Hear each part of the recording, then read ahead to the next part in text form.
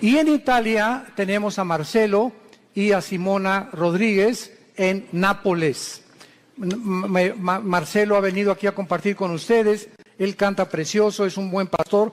Y me decía Marcelo que ya se inició en Italia la persecución contra los cristianos. Que el Vaticano ha levantado una persecución tremenda contra los cristianos. Los están sacando de sus iglesias. Ellos están buscando otro lugar porque ya los comenzaron a agredir violenta y físicamente. Entonces oremos por nuestro hermano Marcelo y Simón en Italia. Hay cosas que no salen en el periódico, ¿verdad? Que están ocultos, pero es increíble la persecución que existe ya en contra de los cristianos, a pesar de que podamos escuchar otras cosas por otros lados. Y también les quiero recordar el desayuno que tenemos el 17 de junio. Me informan que ya quedan pocos boletos. Este 17 de junio en el World Trade Center, junto a las torres de satélite, tenemos el desayuno titulado La Guerra Espiritual en los Tiempos Finales. Va a estar tremenda esta conferencia, trae invitados porque es el propósito de que podamos nosotros tener y continuar con esta serie de conferencias fuera de la iglesia. Porque aquí es un campo de entrenamiento para ustedes, pero las almas hay que ganarlas fuera de la iglesia. El evangelismo es fuera de la iglesia. Y por eso tenemos ya casi 35 años haciendo 3-4 veces al año estas conferencias en diferentes hoteles. Y ahora nos toca aquí el World Trade Center en esta área del norte de la Ciudad de México. Los que traigan su Biblia en esta tarde, la pueden abrir en el libro de los Jueces, capítulo 6. Nuestro tema se titula Dios habla en tiempos de crisis. Dios habla en tiempos de crisis. Vamos a ver en el capítulo 6 de Jueces la historia breve que enfrentó uno de los jueces de Israel llamado Gedeón.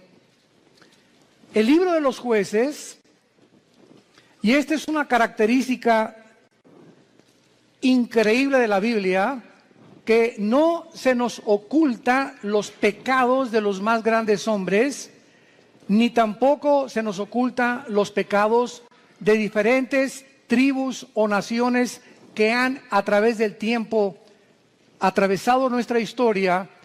Y el libro de los Jueces se puede considerar en el Antiguo Testamento que fue la época más oscura de la historia de Israel, donde más apostasía hubo, porque hubo aproximadamente 13 jueces en un periodo, estamos hablando de 400 años.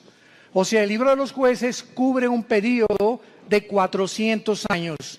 Cubre 7 apostasías, 7 esclavitudes bajo 7 naciones paganas y 7 liberaciones de Dios.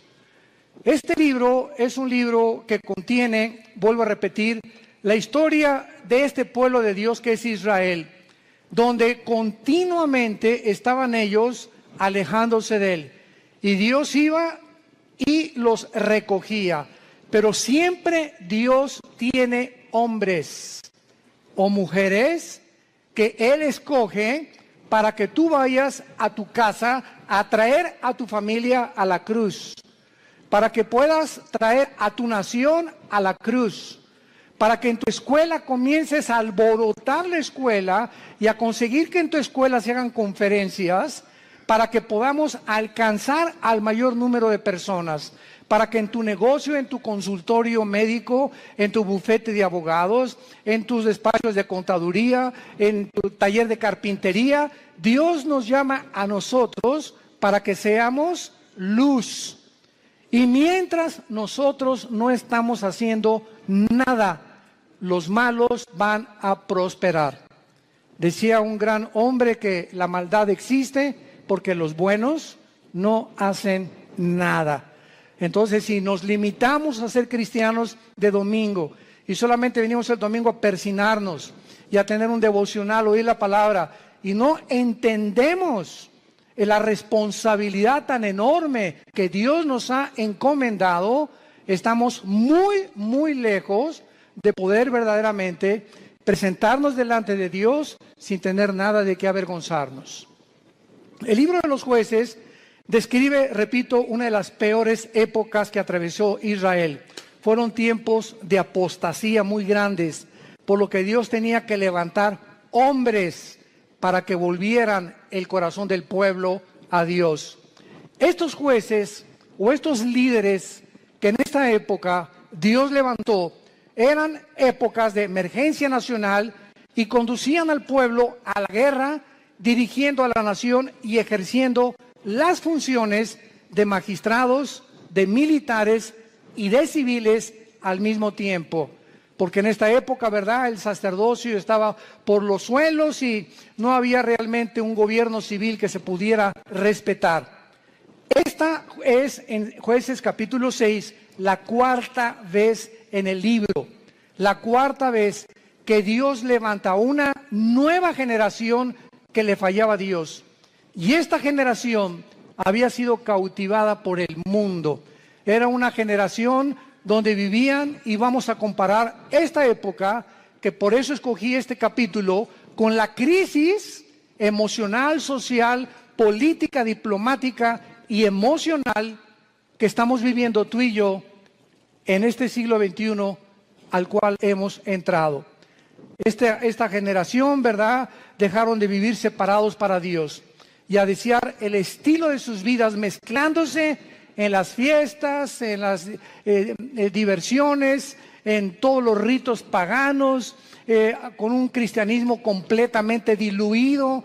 El mensaje que se propagaba ya no era el mensaje del evangelio como ahora en nuestra época. Mi esposo y yo, que hemos estado viajando estos últimos meses, cada vez nos encontramos con todos los cristianos o iglesias a donde vamos, aquí, fuera de México, en Estados Unidos, buscando una iglesia que les dé alimento espiritual, que les dé una sana doctrina, que puedan realmente sentirse edificados con la palabra de Dios, y están buscando por todos lados por la forma tan diluida en la que el evangelio se ha propagado. Y al mismo tiempo vivimos una época de cinismo espiritual. Hace algunos días yo estaba en una conversación con una persona que conozco hace muchos años en Cristo. Bueno, este es solamente como un ejemplo de introducción al libro de los Jueces. Y esta persona yo la conozco ya hace muchos años. Es más, él vino y se convirtió bajo nuestro ministerio. Y entonces yo oí hace como algunos meses que él había abandonado a su esposa y había abandonado a sus hijas. Y se había ido, pues, desde luego con un amante, ¿verdad? Con otra muchacha, su secretaria, o no sé, no importa quién haya sido. Entonces me encuentro yo a esta persona y comienzo a decirle, oye, ¿qué fue lo que sucedió? ¿Verdad? Que estoy en mi corazón partido a la mitad por lo que tú has hecho. ¿Y saben ustedes lo que me contestó esta persona que tenía aproximadamente o tiene casi 15 o 20 años en Cristo? Bueno, pero ya nos perdonó Dios. Le digo, bueno, te perdonó a ti. No es que mi esposa pues ya también anda abusando otro. Pues claro, le dije, no se va a quedar a vestir santos. Si tú te vas con la amante y te casas con la otra, tu esposa no se va a quedar a esperarte toda la vida. Entonces no vengas con ese cinismo y decirle, pues ella arregló su vida, ya nos perdonamos los dos y ya me perdonó Dios. Inmediatamente lo que yo detecté fue lo siguiente, que hay cantidad de personas que se llaman cristianas y que piensan de la misma forma, total que Dios me va a perdonar y me puedo divorciar. Y ya que me case con otro y forme otro hogar, entonces ya Dios me puede perdonar y comienzo nuevo. Porque él me dijo, bueno, ¿y ahora qué sigue? Le dije, lo que seguía era lo siguiente. Si tú abandonas a tu esposa por adulterio y por otra mujer, tú te arrepientes de tus pecados y esperas que tu esposa te perdone y te esperas antes de casarte a que se case ella primera para que tú quedas libre. Esa es la forma en la que la Biblia nos traza el divorcio, el adulterio. Para Dios es algo gravísimo el divorcio, gravísimo, porque es la santidad más grande que existe y la institución más santa que existe, el matrimonio. Y ahora por cualquier cosa, todo mundo busca, hasta porque no me cocina bien, me busco otra cocinera. Es increíble ligereza en la que la sociedad se encuentra actualmente. Y de acuerdo a la Biblia, la única causal de divorcio es el adulterio, nada más. Que me pega, pues te esperas y oras por él y se separan temporalmente, pero es el adulterio la única razón, y el abandono de hogar, que el gavilán te pega y se va con otra, que abre la jaula y que vuele lo más lejos que pueda. Pero bajo ninguna otra circunstancia la Biblia aprueba el divorcio. Todo esto lo vamos a tratar en el seminario de matrimonios allá en la Riviera Maya. Estoy preparando una serie de mensajes tremendos. Los esperamos que nos acompañen ahora en octubre. Y este es solamente un caso de cómo vivían los jueces. Era un tiempo de cinismo espiritual. Era un tiempo en que todo lo tomaban a la ligera. Al cambio que Dios me perdona. Esto se llama tomar la gracia con libertinaje. Aprovecharse de la gracia de Dios y vivir una vida de libertinaje. Pues al cambio que Dios me perdona. Vamos a ver estas crisis en la época de Gedeón. Capítulo 6, del 1 al 5, veamos el escenario en el que se encontraba Gedeón. Los hijos de Israel hicieron lo malo ante los ojos de Jehová, y Jehová los entregó en mano de Madián por 7 años. Recordemos que Madián era uno de los hijos de Cetura, la segunda esposa de Abraham. Cuando se murió Sara, se casó con Cetura y de ahí nacieron los madianitas. Lo podemos ver en Génesis capítulo 25. Entonces los madianitas eran primos hermanos de los israelitas o medios hermanos de los judíos. Y la mano de Madián prevaleció contra Israel. Y los hijos de Israel, por causa de los madianitas, se hicieron cuevas en los montes, cavernas y lugares fortificados. Pero pues sucedía que cuando Israel había sembrado, subían los madianitas y amalecitas, y los hijos del oriente contra ellos subían y los atacaban. Y acampando contra ellos, destruían los frutos de la tierra hasta llegar a Gaz. Y no dejaban que comer en Israel ni ovejas, ni bueyes, ni asnos. Porque subían ellos y sus ganados, y venían con sus tiendas en grande multitud, como langostas. Ellos y sus camellos eran innumerables, así venían a la tierra para devastarla. No cabe duda que podemos nosotros, con esta introducción, poder comparar la época en la que nosotros estamos viviendo y el paralelo tan grande que existía en los tiempos de Gedeón y nuestro tiempo actual. Vemos en estos primeros 5 versículos la primera clase de crisis.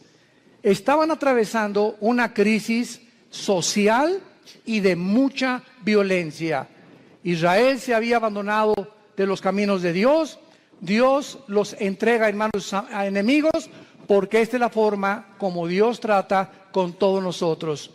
Dice la Biblia que mientras estamos en la luz, 1 Juan capítulo 1, la sangre de Cristo nos limpia de todo pecado. Bajo la luz, el diablo, los demonios no pueden meterse con mi vida, ni con mis hijos menores de edad, porque estoy bajo la protección de Dios. En el momento en que nos movemos y regresamos a la dimensión de las tinieblas, que es donde Satanás tiene acceso, Satanás no tiene acceso a la luz. Dios es luz y no hay tinieblas en él.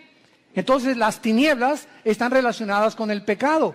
El momento en que tú pecas, o ya traes una mujer en tu mente que no es tu esposa, o ya metiste pornografía a tu casa, o ya comenzaste a hacer cosas que son desagradables a los ojos de Dios, sin que tú te des cuenta, si tú mantienes este tipo de vida, comienza el cerebro y las emociones a ser afectadas, y entonces viene lo que se llama el engaño, donde comienzas a engañarte, porque el pecado tiene el poder de engañarnos, y comienzas a convencerte que no estás tan mal. No, esa es una prostituta, esa sí está mal. No, yo no soy con mi compadre si es borracho, parrandero y jugador. Yo por lo menos estoy casado con mi esposa y tengo mis aventuritas, ¿verdad? De vez en cuando, una canita al aire, pero de vez en cuando. Y Dios es un Dios que dice la Biblia, sus párpados nos examinan y nuestros caminos están delante de Él las 24 horas del día. Y cuando viene el engaño, cuando vienes tú a la iglesia a oír la palabra de Dios como los domingos o los estudios entre semana que muchos de ustedes toman o en el ITI, el propósito de Dios al exponernos a su palabra es abrirnos el entendimiento para convencernos de pecado.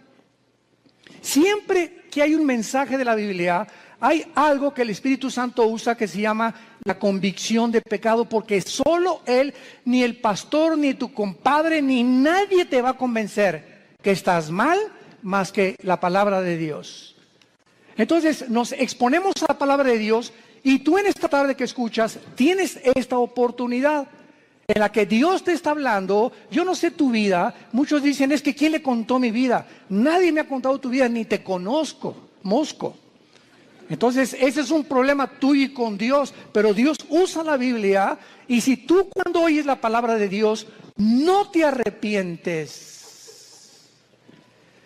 y sales por esa puerta igual que como entraste, viene lo que se llama la dureza del corazón, que se usa con la palabra porosis en el griego, que es cuando un carpintero o una persona que usa instrumentos de martillos y de cinceles está golpeando y golpeando hasta que te salen callos en las manos. Esto es un fenómeno muy interesante. Y cuando te salen callos, lo interesante que el callo no tiene células. Le metes al callo una aguja y no lo sientes. Trátalo y vas a ver cuando te salga un callo, porque es tejido muerto. Y esta palabra se usa en el hebreo y en el griego para describir la dureza del corazón que muchos cristianos comienzan a tener, donde llega el momento que la palabra, como una espada que quiere cortar, ya no corta, porque ya perdiste la sensibilidad al Espíritu Santo. Y entonces, cuando llegas a ese punto donde ya no eres sensible a la palabra de Dios y que no te das cuenta cuán duro está tu corazón, si eres una persona regenerada por el Espíritu Santo y realmente naciste de nuevo, eres un hijo y eres una hija de Dios, Hebreos 12, Dios te va a disciplinar. Y déjame decirte algo, cuando a Dios le queda esa opción de disciplinarnos, su mano es muy, pero muy pesada. Dice en Hebreos 10, horrenda cosa es caer en manos del Dios vivo. Y no les está hablando a los incrédulos, le está hablando a la familia de Dios. Su mano es muy pesada porque Cristo dijo, es preferible que pierdas tu mano, tu pierna, tu brazo o tus ojos o lo que sea físicamente a que entres al infierno entero. ¿Cuántas veces las cosas que nos pasan, accidentes, problemas morales en la familia, etcétera, etcétera, tienen el único propósito de hacer que regresemos a la cruz? Porque Dios sabe, nos ama tanto, tanto, tanto Jesús, que Él prefiere que podamos sufrir físicamente o moralmente con la única razón de regresar a la cruz. Esta crisis social en que estaban viviendo los madianitas provocó, dice la Biblia, que comenzaron a vivir escondidos en cuevas, escondiendo todo lo que tenían en lugares fortificados, vivían en temor. En segundo lugar, en el versículo 6 dice la Biblia, de este modo empobrecía Israel en gran manera por causa de Madián, y los hijos de Israel clamaron a Jehová. Vemos nosotros que aparte de una crisis social, se encontraban en una crisis emocional y económica. Gedeón se encontraba escondiendo el trigo para que no se lo robaran. Vivían bajo el temor y la inseguridad. Dice el versículo 11, vino el ángel de Jehová, se sentó debajo de la encina que está en Ofra, la cual era de Joás Abiserita, y su hijo Gedeón estaba sacudiendo el trigo en el lagar para esconderlo de los madianitas. Y en tercer lugar, no solamente vivían una crisis social y de violencia, una crisis económica y emocional, sino que la peor de todas era la crisis moral y espiritual en que se encontraban. Versículos 12 y 13. Y el ángel de Jehová se le apareció a Gedeón desde luego y le dijo: Jehová está contigo, varón esforzado y valiente. Y Gedeón le respondió: Señor mío, si Jehová está con nosotros, ¿por qué nos ha sobrevenido todo esto? ¿Por qué le pasó esto a mi hijo? ¿Por qué me chocaron el carro? ¿Por qué me robaron? ¿Por qué estamos en la condición en la que estamos? ¿Por qué estoy pide y pide trabajo y no encuentro por ningún lado? ¿Qué está pasando? Señor, si tú estuvieras conmigo, no estuviera pasando esto que estoy atravesando. ¿Y dónde están todas sus maravillas? Le sigue diciendo Gedeón al ángel. A ver, ¿dónde están las maravillas de Dios? Que nuestros padres nos han contado diciendo que nos sacó Jehová de Egipto. Y ahora Jehová nos ha desamparado y nos ha entregado en manos de los madianitas. Y mirándole Jehová le dijo: ve con esta tu fuerza y salvarás a Israel de mano de los madianitas. ¿No te envío yo? Vamos a ver esta aplicación rápido de las tres crisis sociales para continuar desarrollando esta conferencia. De la misma manera, la sociedad en que vivimos ahorita, vivimos una crisis social, oprimida por la inflación, las guerras, el hambre, las naciones fuertes oprimiendo a las débiles, crímenes, secuestros, robos, actos de terrorismo al inicio del siglo XXI. Agreguémosle esto, que vivimos, escuchen esto, vivimos la confusión política y diplomática más grande de la historia.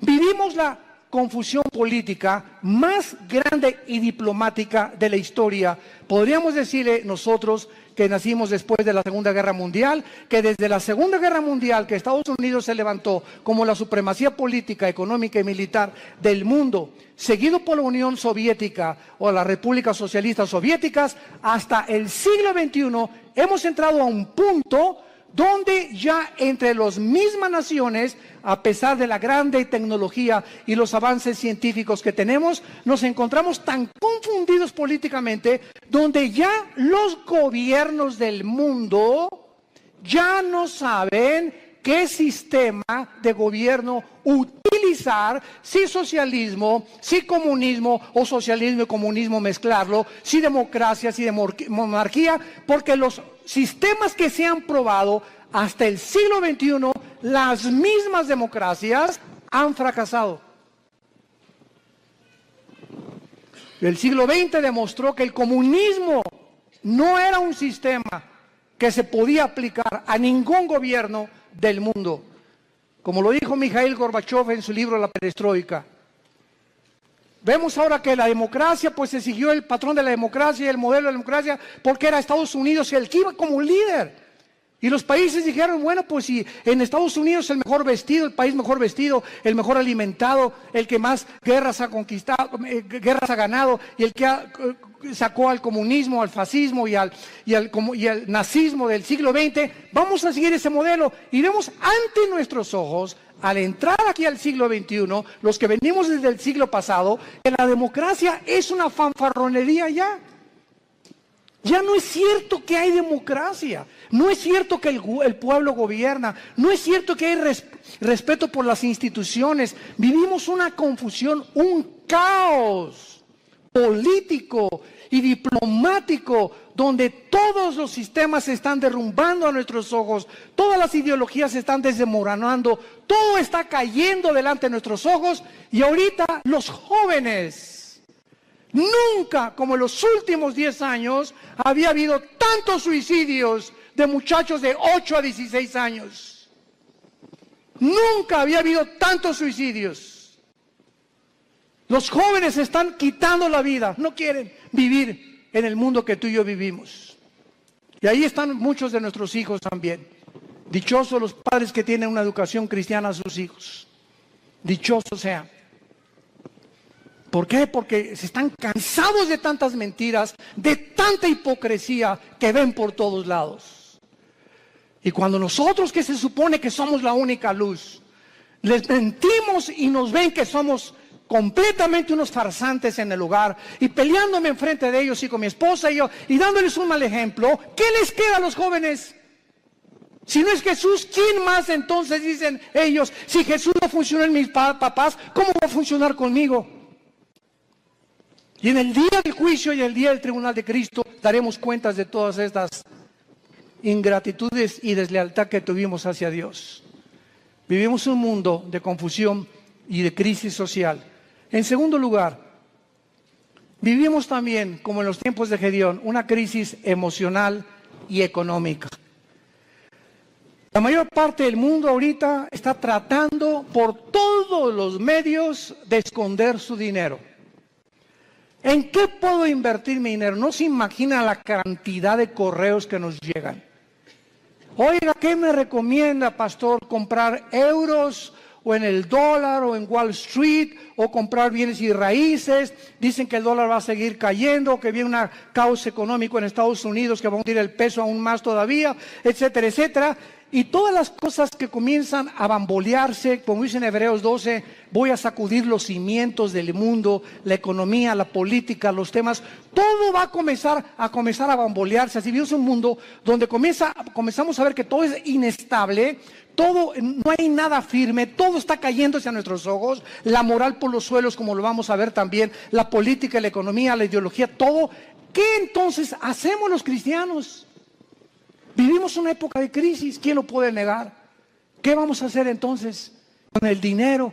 ¿Vamos a estar igual que el mundo, preocupándonos en qué invertir, escondiendo el dinero debajo del colchón de la cama? Es la crisis en la que estamos viviendo, emocional y económica. Y tantos impuestos, vive la gente angustiada, temerosos, llenos de estrés. La clínica Mayo en Rochester, una de las clínicas más prestigiadas en medicina, el Hospital Hopkins en Inglaterra, de Estados Unidos, de las instituciones más prestigiadas en medicina, llegaron a un acuerdo el año pasado, que la causa número 1 de problemas físicos en el ser humano actualmente y emocionales tienen una sola raíz. Ya no son ataques al corazón, entonces consecuencias, el problema y el peligro más grande que está asumiendo al mundo ahorita, robándole la salud, se llama el estrés. El estrés. Aún mismo el estrés te hace subir el nivel de tu colesterol y de tus triglicéridos. Así que si tú eres una persona que fuiste al médico y tienes más de 200 de colesterol arriba, o tu glucosa pasa de los 100 puntos, etcétera, etcétera, y tú dices, bueno, voy a entrar a una dieta, y crees que con la dieta se va a mejorar, claro que te va a ayudar, pero si no va acompañado con la paz en tu vida, y tú puedes estar comiendo todos los días lechuga y convertirte en el bunny books, en el conejo. No importa lo que puedas hacer, si tu vida no tiene paz y no tiene equilibrio y no tiene una estabilidad emocional, no importa lo que hagas, porque emocionalmente lo que descompone el organismo es el cerebro y la falta de paz. El estrés es un estado de angustia, de incertidumbre, que estás así, de enojo, de ira, de desconfianza en el mundo, andas como león enjaulado y se te atraviesa en el tráfico y quieres sacar la pistola y le recuerdas a la mamá y hasta a la abuelita le recuerdas cuando se atraviesan en el tráfico. Y llegas a la casa y estás igual. Entonces, tú no vas a llegar a los 40, 50, 60 años de edad como una persona normal y vas a comenzar a padecer de enfermedades que tienes una buena dieta, pero te está descomponiendo tu estado emocional. ¿Por qué? Porque no tienes paz. Y hace 2000 años, Jesucristo nos dio la medicina para el estrés. Mateo capítulo 6, versículo 25 en adelante. Por nada estén afanosos. La vida es más que el alimento y el cuerpo más que el vestido. Miren ustedes a las aves de los cielos. Aunque tú en tu cerebro no lo puedas captar ni lo puedas dimensionar, los pajaritos, cada pajarito de cada campo, de cada bosque en el mundo, cada pajarito depende de mi Padre. Y Dios les puso a los pajaritos un chip para que nunca veas a un pajarito sembrar, para que nunca veas a un pajarito cosechar, y para que jamás vayas a encontrar que ningún pajarito nunca guardan su comida, no la almacenan en Banamex ni en Bancomer. Y sin embargo, vale $1 cada pajarito, $2, y si mi Padre los alimenta, ¿cuánto más ustedes, que di mi vida en una cruz, que resucité de los muertos, que cambié la historia, que me apareció más de 500 personas en los primeros meses y años de mi vida, y que vivo en el corazón de muchos de ustedes? ¿Cómo es posible que hayas llegado a ese punto donde dudes que te voy a dejar? Ahora que estábamos mi esposa y yo en Acapulco, no estábamos ni en la playa. Siempre que, igual cuando vamos a la Riviera Maya, ¿verdad? Lo que menos, ni a la alberca nos da tiempo de meternos, porque vamos a ministrar a la gente. Y estábamos en Acapulco y tuvimos el desayuno, 600 personas. Fue una vez, como no se imagina qué bendición fue. Nuestra iglesia en Acapulco está creciendo tremendamente. Bueno, en la consejería llegó una muchacha este fin de semana pasado y nos dice a mi esposa y a mí, de 18 años, ay, pastor, ¿qué te pasa, nena? Pues no tengo trabajo. Nena, ¿tienes papá? Sí. ¿Y mamá? También. ¿Cama para dormir? Sí. ¿Y comida? Sí. Entonces, ¿y eres cristiana? Sí. Entonces, ¿por qué estás en esta condición? Dale gracias a Dios y dile, Padre, gracias por mi papá, tengo cama, tengo alimento, tengo que vestirme, me están pagando la escuela, y te preocupas porque no tienes trabajo, y llegas a un estado de estrés en el que casi te estás desmoronando enfrente de nosotros. Le dije, eres una incrédula. Tú no puedes agradar a Dios de esta manera. El día que tú le des gracias a Dios por lo que tienes y no te fijes en lo que no tienes, Dios te va a dar el trabajo. Fíjense ustedes cómo somos, ¿verdad? ¿Cómo somos nosotros? ¿Cuántos refugiados salen ahorita de Siria? 6 millones. Velos en los periódicos, velos en los videos, con una maleta, con 3 cambios de ropa o 2 a lo mucho, con 3 o 4 chamaquitos detrás de ellos, sin saber qué país les va a abrir la puerta, sin saber si mañana van a dormir en la tierra, en un camión, si los van a matar. Y nos estamos quejando nosotros.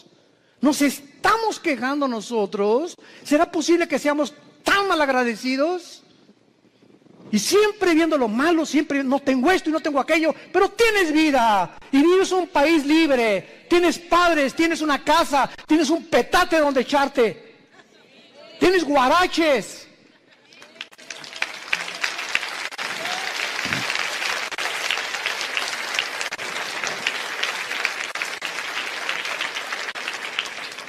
Vivimos una crisis moral y una crisis espiritual, no cabe duda.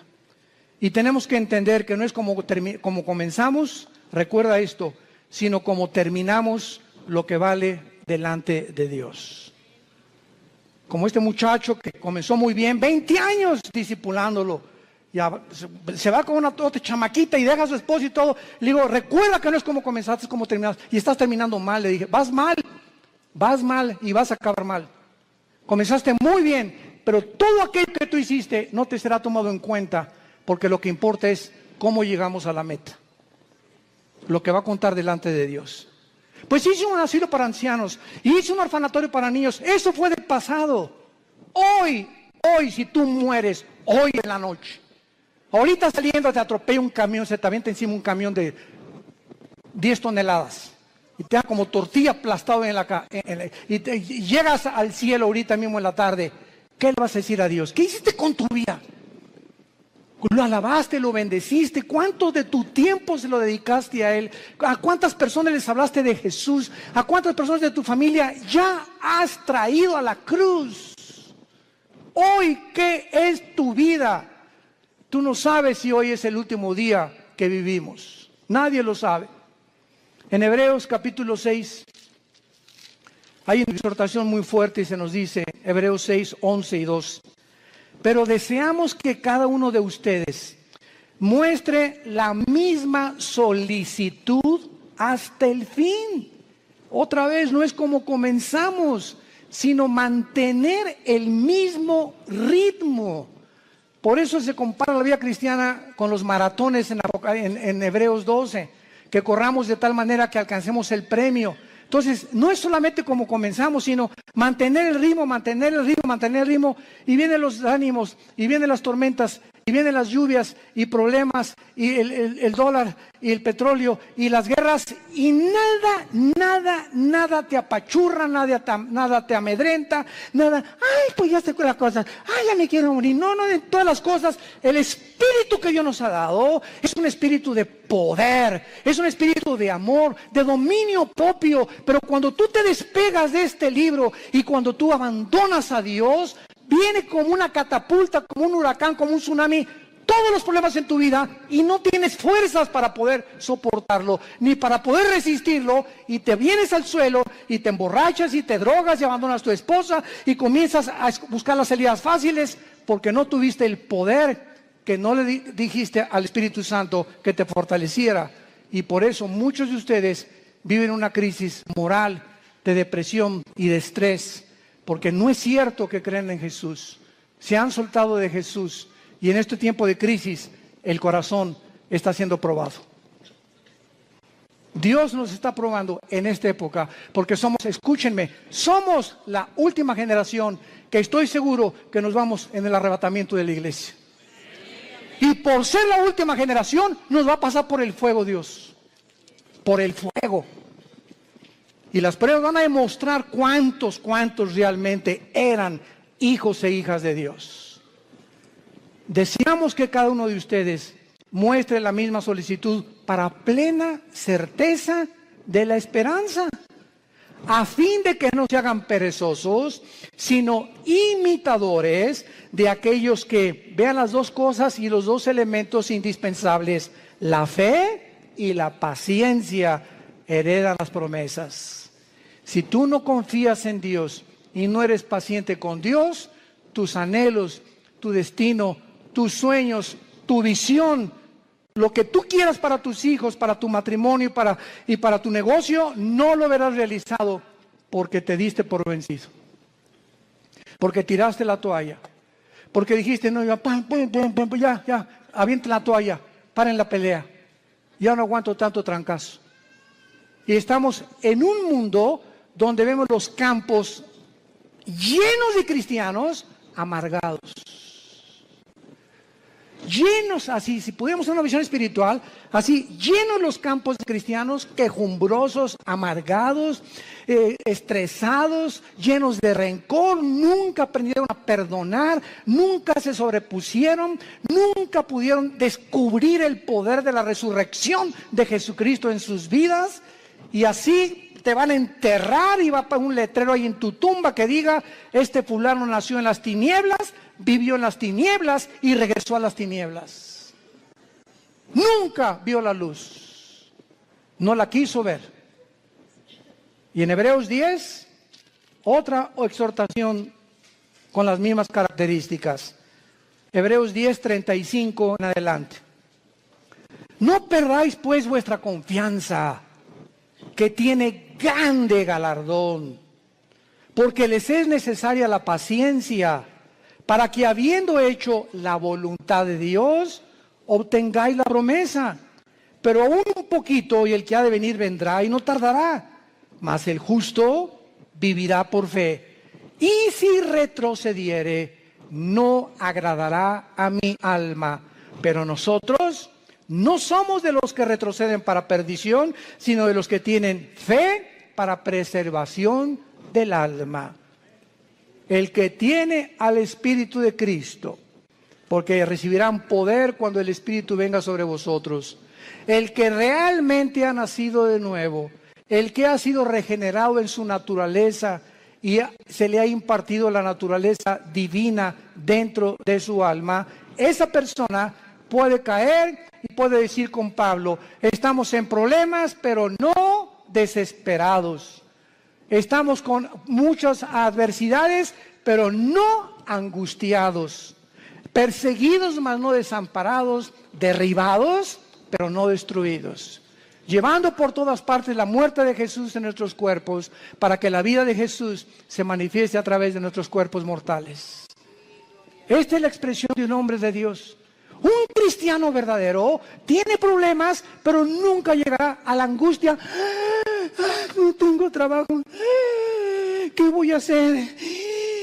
Nunca llegarás a ese punto de sentirte arrinconado donde no ves ninguna ventana, el mundo se te cerró, todo es tinieblas, porque no puedes ver a través de esas tinieblas, simplemente porque no quieres verla, porque no es cierto que crees en el poder de la resurrección del Hijo de Dios.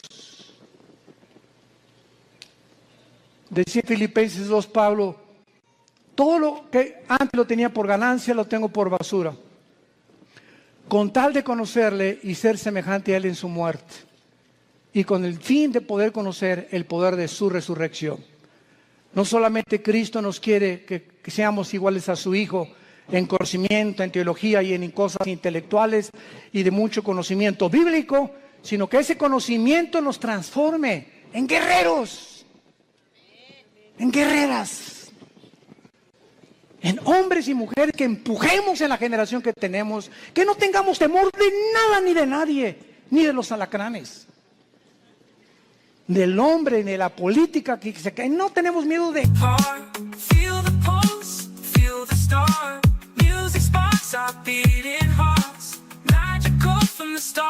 nada, porque hay un Dios, nuestro reino está allá arriba, ahí viene la ciudad de Jerusalén, ya vienen por nosotros, ya viene una nave espacial grandísima que se llama la Nueva Jerusalén, donde va a aterrizar aquí Apocalipsis 21 y 22, y donde vamos a vivir para siempre, y esa es la esperanza. Y mientras que se caiga el mundo, que se derrumbe el mundo, pero no me voy a dejar vencer por el mundo, porque el mundo no tiene esperanza.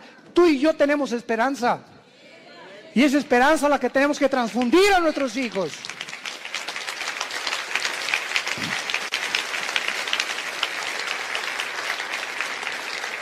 No caigamos en lo que al principio Gedeón estaba cayendo. Si Dios existe, ¿por qué me está sucediendo esto? ¿Por qué Dios no me sale de mis problemas? ¿Por qué me permitió Dios que me casara con esta persona? ¿Por qué Dios me ha abandonado? Cuando entramos en ese punto de depresión, es tan difícil que podamos nosotros salir de él. En el versículo 14 de Jueces 6 de nuestro pasaje, vemos que Dios habla en tiempos de crisis. Y mirándolo Jehová, le dijo, ve con esta tu fuerza y salvarás a Israel de mano de los madianitas. ¿No te envío yo? Ante todos estos cuestionamientos de inseguridad, ese es el problema. Que estamos viendo alrededor lo que el mundo, las noticias y cómo el mundo se está desmoronando ante nuestros ojos, pero no vemos el poder que tenemos dentro del Espíritu Santo. ¿Por qué creen que Dios nos dio el Espíritu Santo? Dice, les daré poder, porque no lo tenemos. Y es un espíritu de poder, es un espíritu que nos va a hacer sobreponernos a todo lo que atravesemos. Aunque pasemos por el fuego no nos quemará, por el agua no nos ahogaremos, y aunque un ejército nos rodea a nuestro alrededor, Jehová es mi luz, mi salvación y mi esperanza, no temeré de nada ni de nadie, Él es mi pastor, nada me faltará. Aunque ande en valle de muerte, no tendré miedo de nada ni de nadie. Y todo este espíritu y toda esta capacidad que tenemos dentro es precisamente para vencer al mundo. Y dice 1 Juan capítulo 5, todo el que es nacido de Dios vence al mundo. Y esta es la fe que ha vencido al mundo, nuestra fe.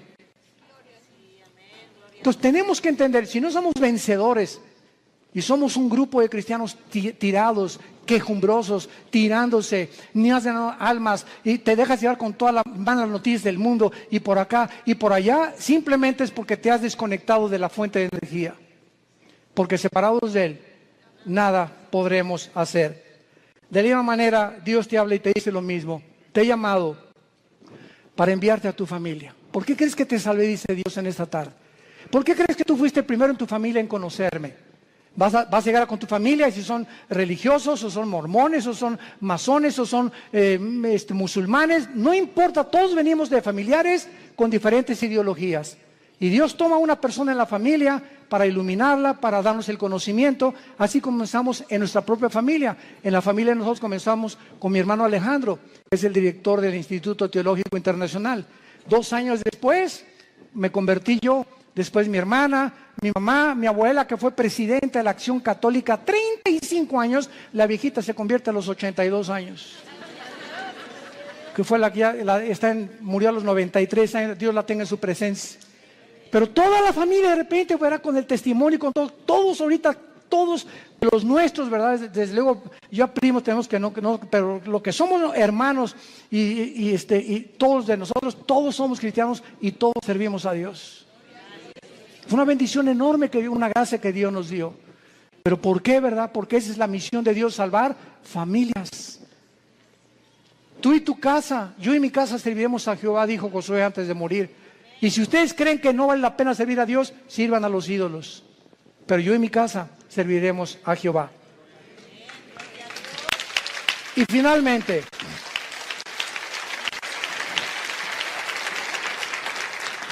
Gedeón le responde a Dios, versículo 15 y 16.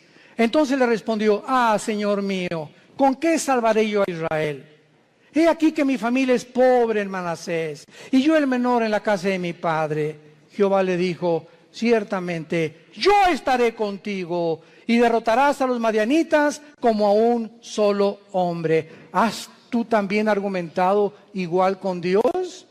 Señor, pero ¿cómo salvaré a mi familia? ¿Cómo les puedo testificar si soy débil? ¿Cómo me pones a mí de maestra escuela dominical si con trabajo sé enseñar? ¿Cómo me quieres mandar a mí de misionero si tengo miedo de los afganistanes y ahí en Venezuela? ¿Cómo me mandas a mí de estas cosas? Y siempre estamos viéndonos nuestras capacidades. Siempre estamos viendo lo que nosotros podemos o no podemos hacer. ¿Cómo no me van a mí escuchar si en mi clase les hablo? Pues soy tartamudo, Señor. No veas tu tartamudez, no veas tus discapacidades, no veas tus debilidades, velo a Él. Eso fue lo que Moisés le dijo también. ¿Cómo me mandas a Faraón? Y le dijo Dios: ¿qué no hice yo el oído y no hice yo la boca? No tengas miedo, vas en mi nombre y yo te daré el poder y la capacidad que ni siquiera conocías, porque cosas que están ocultas y que no han consumido el corazón del hombre y que el hombre no ha conocido son las que Dios tiene escondidas y guardadas para los que le aman y creen en Él. Ve, sé valiente, ve con tu familia, sé valiente con tus amigos, sé valiente en tu trabajo, háblales del Señor, háblales de Cristo. Tú no te imaginas, cuando acabes de hablar, te vas a preguntar: ¿fui yo? Así es, comenzamos a desconocernos. Yo antes de subir un púlpito, ¿verdad? Estuve 3 años de misionero, primero en la sierra. Ahí comencé yo de misionero, lo comentaba ahorita en la mañana al pastor César. Durmiendo en pisos de adobe entre Oaxaca y Guerrero, en la Costa Chica, en la Costa Grande, del 77. Este año, con la gracia de Dios, cumplo 40 años de servir a Dios. Este año. Gracias a Dios. Pero comenzamos. Dormíamos en ladrillos, envueltos en periódicos. Me dio malaria, me dio tifoidea 2 veces, temperaturas de 40 grados. Si no había un doctor por ahí, yo no estaría vivo ahorita. Y en esos 3 años yo entiendo ahora qué es la forma en la que Dios me quería forjar para que ya entrara yo al ministerio en el 79 con el grupo de Luis Palau. Ya en el 81 formamos Vida Nueva para México, ya comenzamos las iglesias en los 80s, pero ha sido unas etapas y un proceso de quebrantamientos, de humillaciones, de pobrezas. No teníamos ni para comer, comíamos lo que arrancábamos de los árboles, lo que yo pescaba ahí en Acapulco. Era una crisis tremenda y todo ese tiempo fue un tiempo de prueba, de quebrantamiento delante de Dios. Pero sabe una cosa, cuando uno pasa eso, uno pierde el miedo, el temor a ser pobre. Porque si ya pasaste por eso, ¿verdad? Hay aquellos de los pirruration. Pero cuando uno fue pobre, y pobre, pero pobre, que duermes en un piso de adobe y no tienes ni siquiera un cojín donde poder dormirte, ya no le tienes miedo a la vida. Le pierdes el miedo a la vida. Porque sabes que sobre cualquier cosa lo peor que te pueda pasar es eso. Y más de allá, la muerte y para nosotros es ganancia. Y finalmente, Gedeón, una vez que él comienza a adquirir conciencia de que no es él y que es Dios el que le ha llamado, vemos nosotros que Gedeón en el versículo 18, lo primero que hace es, le dice al ángel de Jehová, que era Cristo desde luego, ven a mi casa y te voy a poner ofrenda. Y él respondió, esperaré que vuelvas. Entrando Gedeón preparó un cabrito y panes, etcétera, etcétera. Entonces el ángel de Dios, ya que tenía toda la ofrenda, le dijo, toma la carne y los panes sin levadura, ponlo sobre esta peña y vierte el caldo. Y él lo hizo así.